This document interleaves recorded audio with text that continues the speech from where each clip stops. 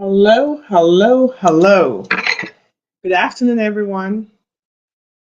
How is your day going? It's lunchtime in the East Coast. So if you're at lunch, please join us for this Facebook Live. So when you join, please say hello. Let me know you're with me and listening to the Facebook Live.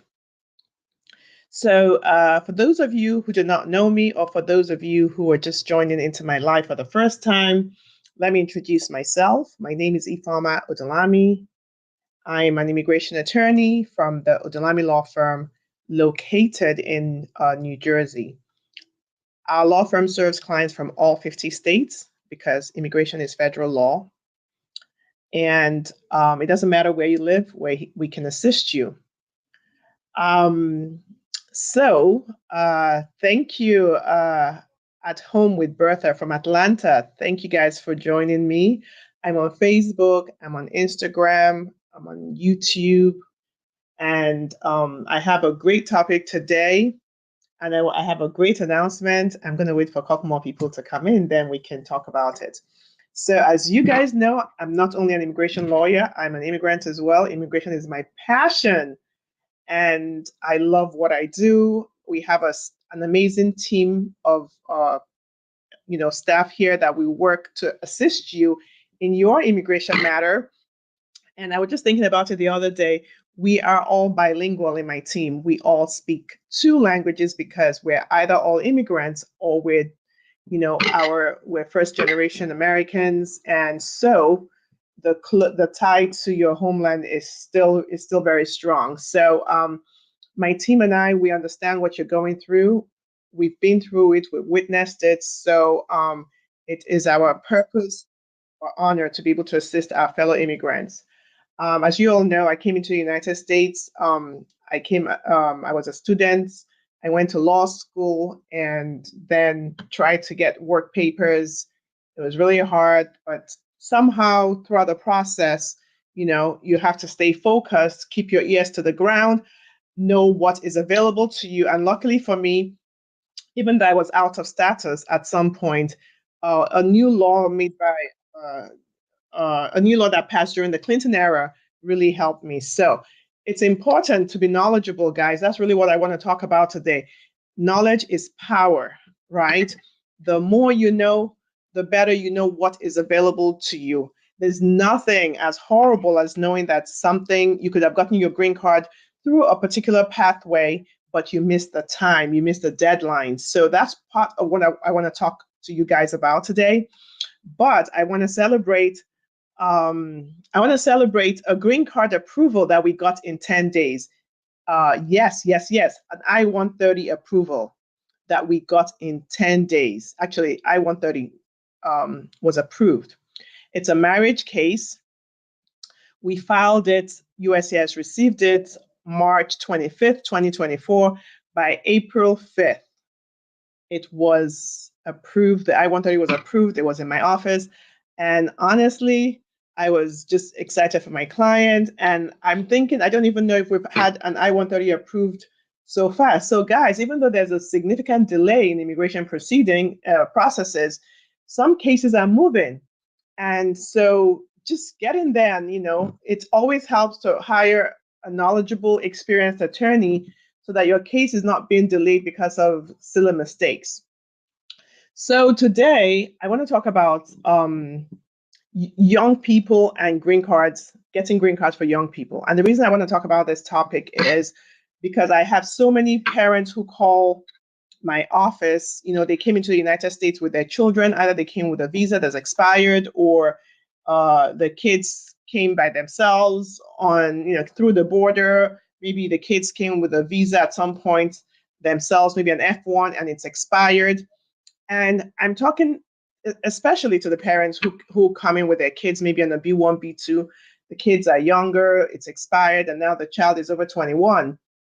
And then they are talking about how their kids are in college, how expensive it is, and how their child wants to go to college but can't go in because they have no papers. And the first question I ask parents who comes in with their kid is, where's the other parent? And a lot of times, I kid you not, like literally like 9 out of 10 times, they're going to tell, oh, that parent was never involved, because most involved parents don't let the spouse and child just go and they're not there. So, and it pains me when I realize that child is over age and cannot apply for special immigrant juvenile status, because that's a way for a child to apply and get their green card without the help of their parents or anybody. Hi, Bumi, watching from Prague. Thank you for joining me.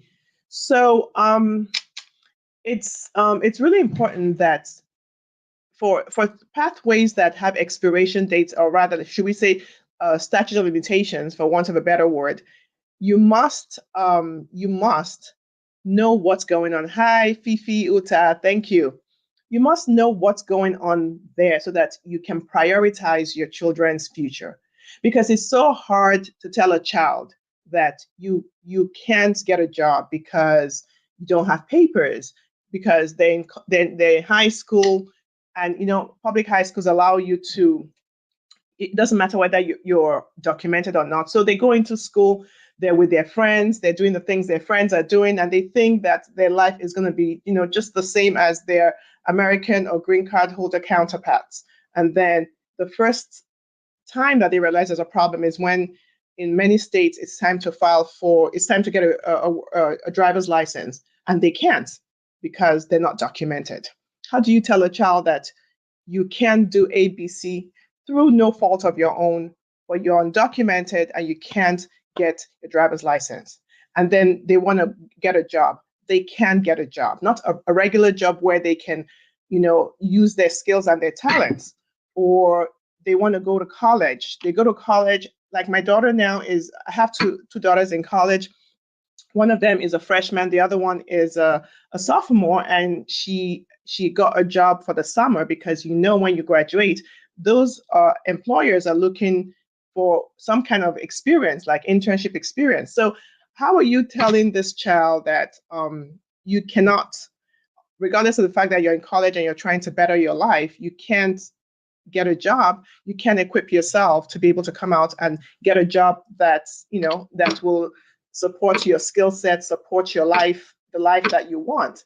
And I remember when I was an F1 student, it was really hard for me because my colleagues were able to work, but I could only work within the school because F1 requires you to only work 20 hours within the school. So when I graduated, that was a little tough trying to explain why I don't have the requisite internships that I needed. But luckily for me, I was able to get an H1, right, for 6 years. So somebody gave me a chance, and I was able to make up for that time. However, if you're an undocumented child, right, that's not available to you. So you are in. I mean, I had a woman who came with a child. This child was in Harvard, and they were worried that when she graduated, she was not going to be able to get a job, and rightfully so. And the child was over 21. And I remember being so pained, not that it's because of Harvard, it could be anything, but I'm just saying that, this child is thinking, I busted did everything I could to get into a college, and I don't remember what she was studying, might have been maybe engineering or something. And you're telling me there's no pathway, I can't get a job. I mean, it's just hard, and it's hard for a young person to feel that they have no future. And that's why I want young people, parents of young people, friends of young people, guardians of young people to prioritize the young person that so that they can find a pathway to get a green card. And there's some pathways that don't have deadlines, such as a U visa, victims of crimes, a T visa, victims of trafficking, VAWA, if you're the child of your mother or your father was abused in their relationship with a U.S. citizen or green card holder. Those have, some of them have some deadlines, but SJIS is very strict with regards to deadlines. So that's why I want to talk about this today. So if you know somebody who this video might be useful to, please send it. I hate for anyone to miss out on getting their green card or getting a pathway to being able to come out of the shadows and be a productive citizen in the United States because they didn't know. So let's talk about special immigrant juvenile status. This is a really special construct of immigration law that gives young people an opportunity to get their green cards and be able to become citizens, ultimately be able to, live the American dream. So what is SIJS, Special Immigrant Juvenile Status? Well, Special Immigrant Juvenile Status is a pathway for a young person who's been abused, abandoned, or neglected by at least one parent. So we don't have to have a finding that two parents abused, abandoned, or neglected. It's enough that one person did that. And that parent does not have to be in the United States. That parent could be abroad. But the child does have to be in the United States to file SIJS. And SIJS is really weird because it's part state law and part federal law. So the state law portion of it requires the young person to go into family court and get a predicate order with these findings. Number one, that the child is single, right, or married. Number two, that the child has been abused, abandoned, or neglected by at least one parent. Number three, the child is under the age of 21. Number four, that there can be no reconciliation between the parent and between the child and the abusive parent, right? And number five, that the child is better off in the United States than having to return to their own country. So now, the thing about the deadlines, right? In some states, you cannot get that predicate order after you turn 18. And in some other states, like New Jersey, New York, California, Massachusetts, you can, 21 is the deadline. But I want you to understand this. The predicate order must be received way ahead of that deadline because you have to, when you get a predicate order, you have to file the immigration form, the Special Immigrant Juvenile Status Form I-360. You have to file it with USCIS, and USCIS has to receive the filed petition before that child turns 21. Now, there's a new law that allows the child to deliver it in person if there's, if there's a time crunch. So they're very strict about it. It's not post by, it's received from USCIS, received by USCIS. So if you need to get a predicate order, which you do in family court, and you're kind of close to the date when you're going to turn the requisite age, you need to let that court know so that if there's a way they can get you in before a hearing, before the court for the hearing, they can do that. So typically in my office, we file something called an order to show cause, which is an emergent hearing asking the court to, we have to show cause to the court why this is an emergency. And we come to the court, we explain the purpose and the reason, and we typically get a hearing date closer, at a time that allows us to file the SIJS petition with immigration. So now let's talk about the family court order. It requires somebody who's willing to be the guardian of the parent, and that person could be the parent, one parent. That's really weird. Yes, that parent could be assigned a guardian. It could also be a friend over the age. The person has to be obviously over the age of 21 because you cannot be a minor yourself. It could be a sibling. It really could be anybody who's over the age of 21 who has a job, who can show that they can at least have a way of sustenance, a way of taking care of the minor, right? Because you're telling the court that you're willing to take care of the minor, right? Provide them with financial support, emotional support, and whatever support they need, right? And now this is a good thing. It doesn't require that guardian to have papers. Listen to me say it again. It does not require that the guardian who's stepping in for the child, you're not required to have immigration document. You're not required to be a U.S. citizen. You're not required to be a green card holder. And we've had several instances where we were able to, we got green cards, SJIS petitions approved for grandparents who were willing to step in.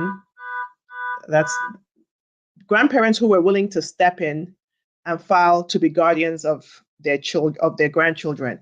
We've had aunts who were willing to step in to be guardians. We've had friends who never knew this child before, but supported the child prior to the time of the filing and were willing to step in. So why is SJIS such a great pathway? It's such a great pathway because it doesn't care how the child came into the United States. It doesn't care if the child came through the border. It doesn't care if the child has a visa that's expired. It does not care if the child is in deportation proceedings, because if you have an approved SJIS petition, you can get that child out of deportation proceedings. So it doesn't care if the child has worked without a proper work authorization. It doesn't care, right? So the thing is this, right? Once you get the predicate order and you file the SJIS petition, in the past we used to be able to file it as with adjustment of status, but there's been a retrogression, which means that there's such a backlog with the adjustment of status, because under the category which SJIS is, that we're not able to do it at the same time. So typically what we do is we file the SJIS, it's approved, the child is able to get a work permit, the child gets a deferred action, which means they cannot be deported. And then when their priority date is reached, we file for the I-485, and that's what gives them their green card. And then 5 years later, they can apply to become US citizens. Perfect, isn't it? So I really want you guys to look at it, think about it. If you know a child who does not have any documentation, please forward to them, forward to their parent, forward to their guardian. And guess what? If you have abandonment, I forgot to mention this because we talked about a child qualifying if they can show abuse, abandonment, or neglect. In many states, abandonment could be the death of a parent. So if you have a child who has one parent who's deceased and that child meets all the other qualifications for SJIS, we can get a predicate order and we can file SJIS. Truly, truly, there is nothing more important than making sure that young people, feel supported. Young people have a pathway, because the young people are our future. To think that as a young person you have to be hiding all the, hiding forever under the shadows, that's just so horrible. So let me answer some questions, and I will, I will have to head out. But let's see. I have Wasif Bot on Facebook asking me this. USCIS allows to transfer priority date from a previous I-130 to 360 via self-petition. My ex-spouse was a US citizen. Does USCIS transfer PD automatically? Or a written request be sent with receipt notices? So Wasif, you've asked me two different questions that really, I can't see the connection, but I'll answer them. Yes, you can transfer priority dates. That's correct. With regards to transferring PD, prosecutorial discretion, which is what PD is not transferable. It's something you ask for when you're in deportation proceedings, and then you're asking for the immigration, for the ICE attorney to basically, you're asking the court to, terminate the deportation proceedings against you for various reasons. So it's not transferred, you have to request it. So I'm not, okay, or do you mean PD as priority date? I think that's what PD, priority date. Okay, let's see. Does USCIS transfer PD automatically? No, it doesn't transfer PD automatically. I think you meant priority date. Okay, all these acronyms just kind of, you typically will have to request that the PD the priority date be transferred. Okay, all right. So let's see. Michael says, are you under protective status if you have a pending T visa? Michael, you asked me this question before I answered you. you're not under a protective status until you have an approved T visa application. However, I don't know anybody who's looking to deport somebody who has a pending T visa application. I've never heard of it. But there's no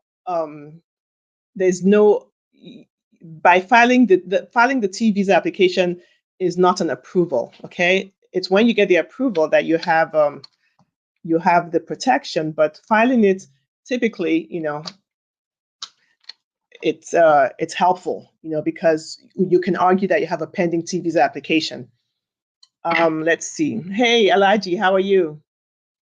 So let me go to Instagram and answer a few questions.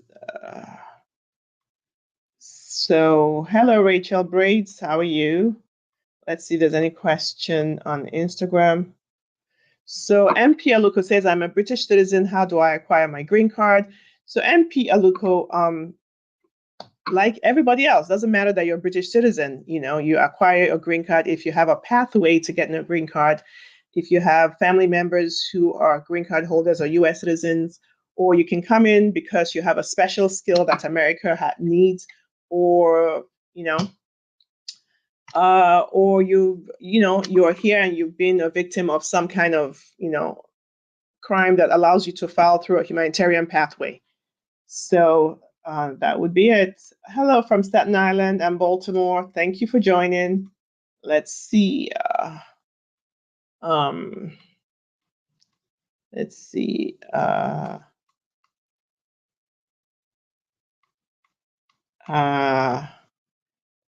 Hello, Bello Ibrahim from Bakersfield, California. It's lovely for you to join. Let's see. I don't think there's a lot of questions today. So you guys, I don't see any questions. So I'm going to sign off. So if you have any topic you'd like me to talk about, I'm happy to discuss it. I'm